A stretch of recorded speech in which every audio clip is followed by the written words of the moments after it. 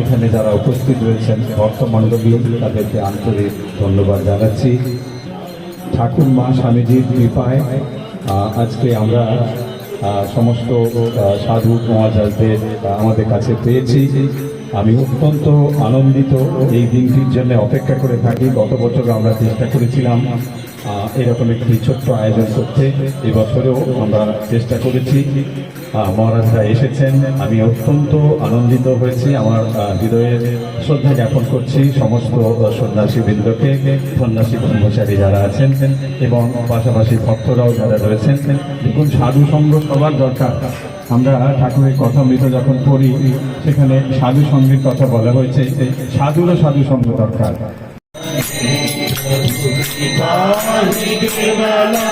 কৃপা